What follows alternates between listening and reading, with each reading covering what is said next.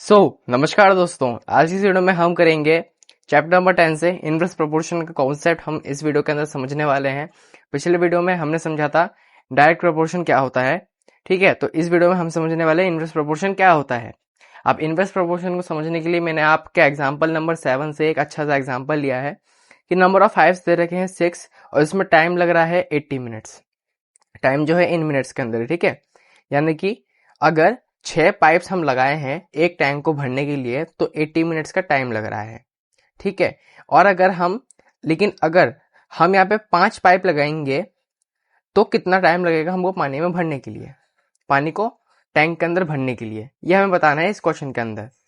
देखो simple trick क्या थी पिछले वीडियो के अंदर डायरेक्ट प्रोपोर्शन में कि अगर x की टर्म बढ़ेगी, अगर x बढ़ेगा तो y भी बढ़ेगा, और अगर x गिरेगा नीचे की तरफ उसकी वैल्यू गिरेगी तो y भी गिरेगी उसकी वैल्यू। लेकिन इसमें क्या होता है ना, उल्टा होता है।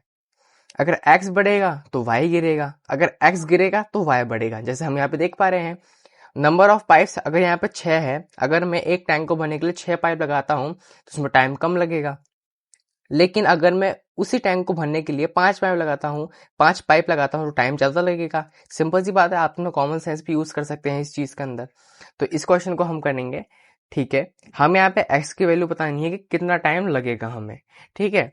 तो इसमें क्या सिंपल सा फॉर्मूला लगता है, यहाँ पे ये फॉर्मूला लगेगा कि x1 इंटू में y1 होता है, इक्वल के साइड में होता है x2 इंटू में y2, ठीक है। अब x1 की वैल्यू है यहाँ पे 6, x1 की वैल्यू है यहाँ पे हमारे पास 6, और y मैंने टाइम को मान रखा है तो y है हमारे पास यहाँ पे 80, इक्वल के साइड पे x2, ठीक है। सॉरी, यहाँ पे x का टर्म ये था इसलिए मैंने यहाँ पे x ये रखा है, एग्जाम्पल में भी यही है, कोई बात नहीं, हम इसको ऐसे मान के करते हैं कि हम ये इसको x मान रहे हैं, ठीक है। अब x2 यानी कि 5 और y2 यानी कि x, ठीक है।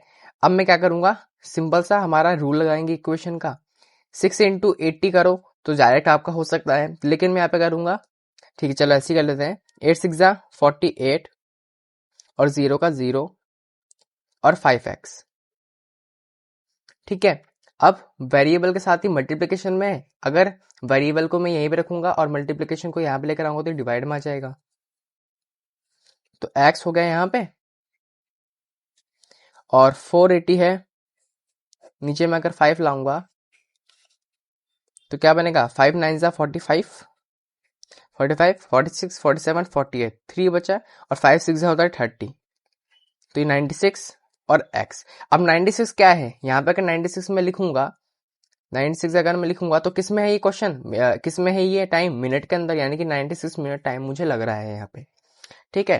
तो यही आंसर हो जाएगा कि अगर मैं 5 पाइप से एक टैंक को फिल करूंगा, जो कि इस पाइप से हो रहा था, इस पाइप से 6 पाइप से वो काम हो रहा था, तो मुझे इससे ज्यादा टाइम लगेगा, यानी कि 96 मिनट टाइम ज्यादा लगेगा। अगर 80 मिनट्स की बात करो तो ये होता है हमारे पास यहाँ पे 1 हावर एंड 20 मिनट्स, और 96 मिनट होता है यहाँ पे 1 हावर एंड 36 मिनट्स, ठीक है। आप समझ ही पा रहे हो क्या हो रहा है इस क्वेश्चन के अंदर।